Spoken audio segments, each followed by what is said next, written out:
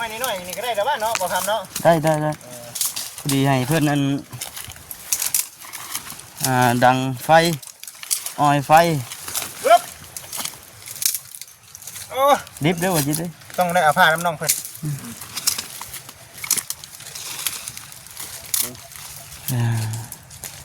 มาได้บ่ล่ะห้องปอซี่เฮียนห้องปอซี่เลยเป็นยังไงบัดเป็นอยู่บ่ชื่อเจ้าของลืมมันชื่อเฮ็ดนึงชื่อตัวเองคือว่าทั้งน้องเพิ่นออกโรงเรียนแต่โดนเนาะมามื้อนั้นเห็นน้องๆเพิ่นไปหาขายเนาะแต่ว่ามื้อนี้ทั้งทำแม่เพิ่นย่างไปเนาะมื้อนี้แม่นบ่ย่างไปได้พี่น้องเอ้ยเนาะแต่ว่าเป็นได้ใช่น้องอันเรื่องข้าวเรื่องน้ำเจ้าเด้เป็นได้แนวอยู่แนวกินข้าวกินนี่ได้ต้องหาไปที่แต่ละมื้อนี่บัดได้แน่ก็ตอนนั้นน่ะอันนั้นเนาะแม่นบ่ตอนได้เครื่องมาขายเนาะแม่นบ่เครื่องมาขายพ่อเจ้ายังบ่มาเลยติบ่ฮู้คือกันตอนมานี่เห็นได้พอนะบ่เห็นเนาะแล้วไปแต่เช้าพุ่นแล้วเอาเข้าไปบ่เอ้าอ๋อเนาะไปหาป้าพุ่นเด้น้องไอ้เด้อเนาะไอ้จังไดบาทนี่เอ้าบ่คำสบายดีเด้อมากันครับทั้งสบายดีน้องหลายสบายดีโอ้อันนี้บ่ฮะเข้าอยู่บ่นี่เนาะบ่ฮู้นี่ได้เนาะต้องลองได้แม่นแหละต้องลองไปเฮ็ดเป็นอยู่บ่ตัดเป็นอยู่บ่เอาเนาะพอดีมื้อนี้แหละเขามาหาน้องเพิ่นพี่น้องเนาะแม่น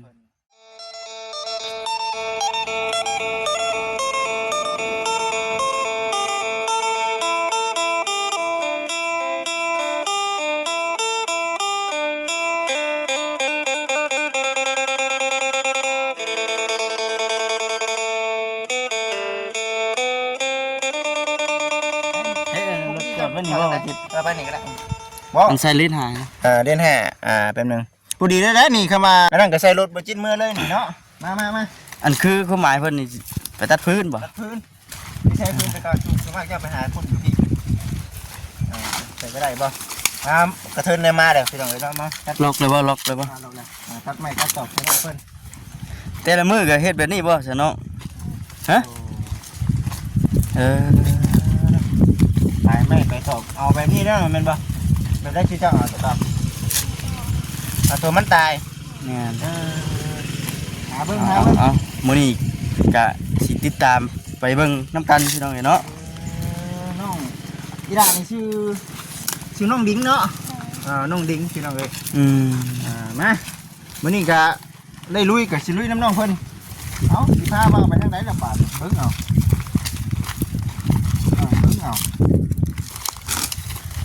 จัดไปหาพื้นหารั้วไว้1ข้าว1น้ำเนาะเพื่อนทานบ่ซะเนาะมันมีทานบ่มีทานโอ้เฮ้ยหาตัดไม้เป็นอยู่บ่เนาะนี่เฮ้ยนี่ก็ได้นี่นะเขาเบิ่งต้องเพิ่นเห็นบ่นี่เบิ่งนี่นะปืนตอกขอบลาเฮาพอดีเลยได้ซั่นนี่ลักษณะแบบนี้บ่แบบนี้บ่เอาทางไหนแล้วต้องทางด้วยต้องพันด้วยเขาเป็นบ่มันร้องแต่นฮุบพึกใช่ไหมเนาะสิบ่จะได้เชื่อกันเลยทางแล้วด้วยดึงออกดึงบนเต็มเป็นยังไงฮะพึ่งไม่ได้คนฮะได้กินอยู่บ่เขากินได้หลายอยู่ยังได้อยู่บ่เขาฮะเป็นยังไงเขาชื่อเอาหรือว่าไปเห็นนะชื่อเอาอีหลานนี่เจ้าของเย็นอยู่ของใดน่ะของป.3จริงวิชายังไงที่สุดวิชายังจริงที่สุดพ่อนนี่เป็นอยู่บ่ห้องเพลง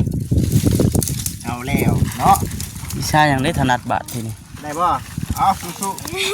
เบิ่งขอเปลี่ยนมุมกล้องก่อนเปลี่ยนมุมกล้องบ่ลองหยิบแก้วเด้อนี่เด้อปอดโธ่โอ้ต้องระวังดีเด้อ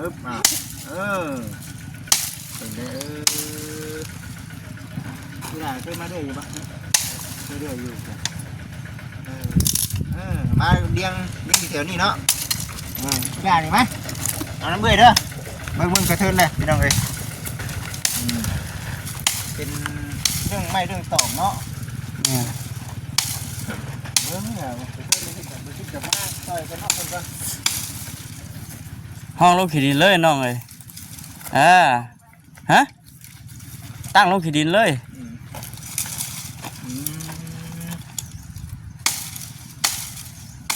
พอเจ้าได้ฮะ ไปหากินไปหากี่ซีบ่แล้วไปชั่วโมงอยู่เลยบางคนขายนี่เจ้ากับทาเมเนาะมื้อนี้บ่ได้ไปมื้อนี้มาพี่บ่พันเบิ่งเอาจิตเอาก็ได้นะบ่ตุ่นเอาได้บ่นี่ได้อยู่ เป็นพื้นอ้อยพื้นยางมันเด้ บ่ดังๆกว่า เนาะ น้องดิง แล้วบ่จื้อบ่หรือว่าได้เนาะ บ่คนบ่ค่อยเว้า บ่อย่าว่าบ่จื้อเฮาซะดอก เอาเครือบ่มันแต่เก่าเจ้าเอาเครืออยู่บ่มีเครืออยู่บ่แถวนี้บ่มีเครือคุบเป็นหยังซะเนาะบ่มีเครือเลยเนาะส่วนมากเจ้าโจมบ่โจมไปเลย อู้ไปเลย โจมสำเร็จก็โจมเนาะเบิ่งจะเอาคือว่าทั่วเลยเนาะยามนี้มันเป็นยามน้ำหนาวพอได้ใช้กับปีนไป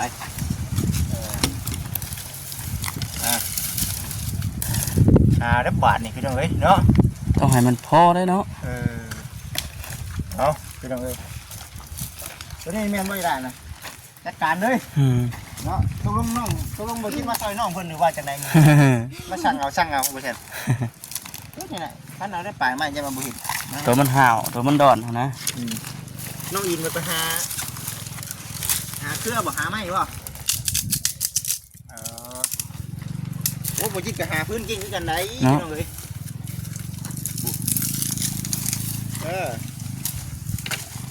ดึงออกมาเบิ่งดูจะว่าพออยู่จักระวังจะเตนเท่านั้นแหละ แตนตอดก็พอดีเลย น้องตูบเลย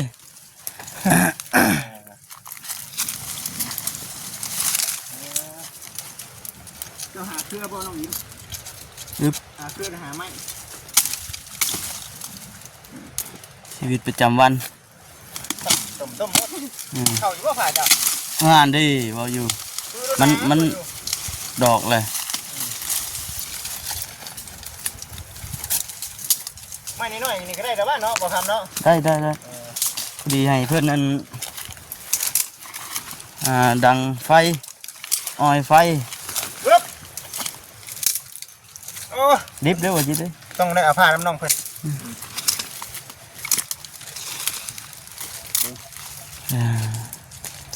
มาได้บ่ล่ะมาพี่ได้บ่มาเอาหุ้มกันโอ้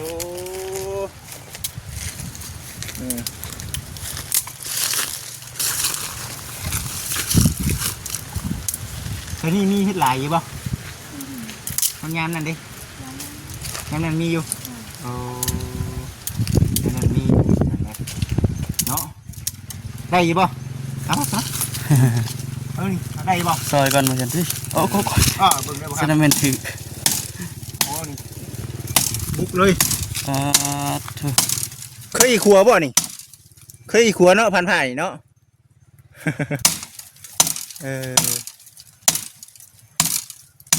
เด็ก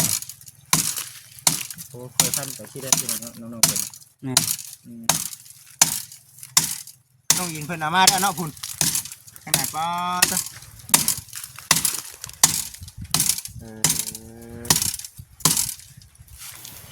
ลองเด้อปึ๊บไปเลยคมลงเอาปึ๊บเอาปึ๊บมึงมามึงซอยบัดนี้ได้ป่ะมันคลายเชือกนี่เชือกโอ้พอดีเลยนี่ ไว้มัดเด้มาฮอนสิไหมว่าอายโอ้โหตั้งหูละเชือกพอดีว่าพากันขี่รถมาเพิ่นพ่อทั้งน้องเพิ่น แม่กำลังย่างสวนทางมาเบิ่งมาไอ้ซอยกำลังว่าสิไปเอาพื้นมาซั่นซีก่อนนี่ก็ได้ น้องยังนะน้องยังก็ซื้อเพิ่น น้องอินมาพี่ น้องอิน หาอยู่ว่าทางนั้นก็ได้โอ้โหพี่พี่จีไรเมื่อยอยู่บ่เมื่อยกดเอาเด้อน้ำเด้อน้ำในเวลาน้ำ ใส่น้ำใส่น้ำกิน น้ำก๊อกนี้ใครแน่อยู่บ่มันออกอยู่บ่อ๋อ เดี๋ยวน้ำกินนี่เนาะ น้ำกินเนี่ย น้ำกินน้ำใส่กับบอลเดียวกันเลย โอ้น้ำก๊อกกันได้น้ำกินมันได้พอดีได้หนีมัดได้ดิน้องคำเนาะ แม่น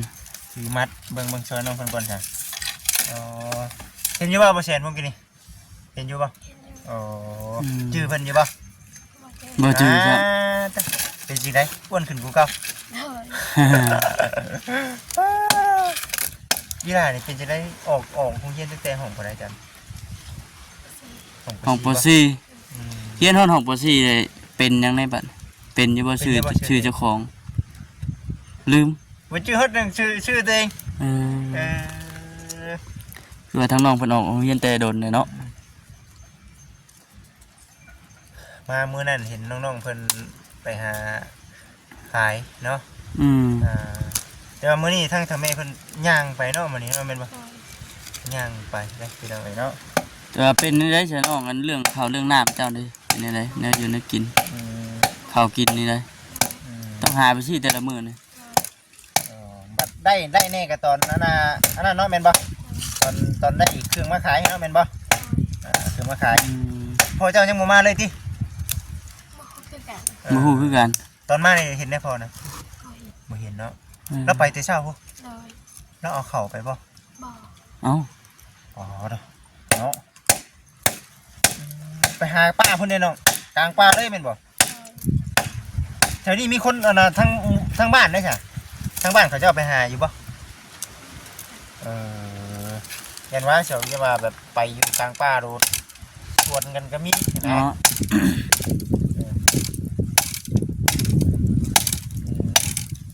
เบิ่งซอยน้องๆกันก่อนนี่พอดีเลยนี่ทุกคืนหนึ่งข้าวเนาะหนาวบ่แต่เดินคืนอยู่เพื่อนนี่เมื่อคืนนี่นอนใช้เมื่อคืนนั่นอยู่เพื่อนนี้จี้กันปะจี้กันจะคนก็รวมๆหมด นับให้ทาง FC เพิ่นเบิ่งด้วย แม่จักคนอยู่เพื่อน ครอบครัวเฉพาะครอบครัวเจ้าน อนอยู่เพื่อนนี่อะมี บ่ฮู้ หันหนักเพื่อนจริงกับโบฮูบาทมีเจ้าน้องจะคนบ่ พ่อกับแม่นี่2แล้วนี่เนาะมีเจ้าอีกนี่3น้องอีกนี่4นี่มีน้องอีกคนบัด4 5 6 คน6คนเห็นบ่6 7 คนพุ่นจักที่เห็นคือมีเด็กน้อยอีกคนเห็นบ่วะน้อง2 คนเนาะเจ้าเนาะน้อง3 คนน้องชาย2 คนคือยังมีผู้หญิงอีกคนนึงเนาะอีกคนนึงพอดีน้องเรานั่น4 คน5 คน6 7 คนรวมหมด6 7 คนบ่ประมาณ6 7 คนเบิ่งพี่น้องเอ้ยเนาะใช่แล้วเฮามัดได้บ่นี่อ่ะน้องยินมัดเป็นบ่เอาน้องเอาลงมือมัดเจอกันเรียกกับน้องล่ะเป็นยังคืนเฮาได้นี่เนาะเบิ่งนี่ก็ได้ได้บ่เนี่ยเอื้อยกับน้องกินข้าวกันยังมื้อนี้น้องยินบ่มีกินคือบอกค่อยแท้ว่าน้องนี่นี่ว่าบ่ดังนะน้องแต่ยังท่านได้กินข้าวใช่ประจักษ์บ่กินแล้วบ่ กินยังตอนเที่ยงมื้อนี่บ่ยังกินเอ้า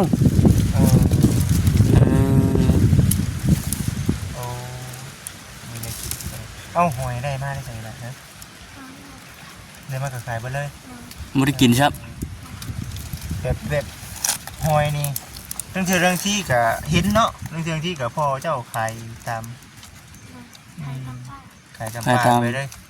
ม ว่าพ่อคนน่ะนะพี่น้องพ่อคนมากอะตามนั่นไปเลย ขายติ พอดีเลย เหยียบ เนาะพอดีบ่เซนก็มา แม่น เดี๋ยวเขาเอาซัมมี่แล้วก็ เดี๋ยวให้อีหลาเพิ่นเมื่อถามไทยกับทั้ง บ่แซนเพิ่นเนาะ บ่เซนเนาะถือว่ามื้อนี้แหละพี่น้องเนาะทางบัจิตเองก็ถือว่ามีโอกาสเข้ามาอีก แม่น พอดีเลยเนาะสิเอาขนมนี่แหละไปมาต้อนซื้อขนมมาต้อนชื่อเจ้าอยู่เพื่อจะได้กินขนมนี่ละเฮิงเจอบ่เฮิงเจอมาพี่เจ้ามานั่งพี่เอาผู้สิเขินๆเด้อนี่เด้ออายเด้อเฮ็ดหยังแน่ซอยเวียกบ้านการเฮือนซอยพ่อซอยแม่อาชินะสุพังบอกสู่ FC ฟังดูนั่น ห เท่า นึ่ง กับเป็น เข้า นั่นคือดังบวงตัดไม้ตัดตอกตักน้ำมีแต่ตักเยอะป่ะตักคือกันบัดไปซื้อข้าวนี่ซื้ออยู่บ้านหรือซื้ออยู่ห้านอยู่ห้านเลย10 โลนี่เคยได้ไล่บ่บาทเดียวนี่บ่ได้ ได้ทีละหน่อยได้ทีละหน่อยโลเนาะ นี่กินก็10โล5โล10โลสิบ่ 10 โล5 โลส่วนมากจะกินข้าวเหนียวข้าวเจ้าอีได้ทั้งสองคนกินข้าวเหนียวป่ะและอดอยู่บ่ใช่สมมติว่าคืออันนี้มื้อนี้ตั้งบ่มีได้กินหรือว่าตั้งอดมีได้กินก็ได้อดถามน้องเพิ่นว่าบ่มีได้กินยังบ่ได้กิน ยังบ่ได้กินข้าวเที่ยงอยู่ถามว่ากินข้าวก็ยังกันว่าบ่จัก ลูกมันเด้ออีหล่าเด้อโอ้ยกินหมักขี้หอยเด้เฮ็ดได้ไดนี่อันนี้เคยอยู่บ่นี่เคยไปหาหอยอยู่บ่อีหล่าเคยอยู่บ่มีแต่พออย่างเดียวถ้าทำไมนี่เคยถ้าทำไมนี่เคยไปหาเนาะหมักขี้หอยเดือนนี่บ่เคยแต่เคยกินอยู่เอ้ามันขมเคยกินแล้วจังว่าขมนะเนาะมีแต่ว่าขายเอาเงินเลยเนาะแม่นบ่ขายเอาเงินอย่างเดียวเลยนะพี่น้องนั่นแหละจังว่าพอได้ยินซื้อข้าว จื้ออยู่บ่จักปีแล้วอ้ายบ่ได้มาหาตะกี้ล่ะยังน้อย ถ้ามาช่วงนั้นน่ะน้องเพิ่นอยู่เฮือนอยู่บ่ตอนนั้น อยู่นะเจ้ายังน้อยอยู่เนาะยังน้อยอยู่ก็เลยบ่จื้อ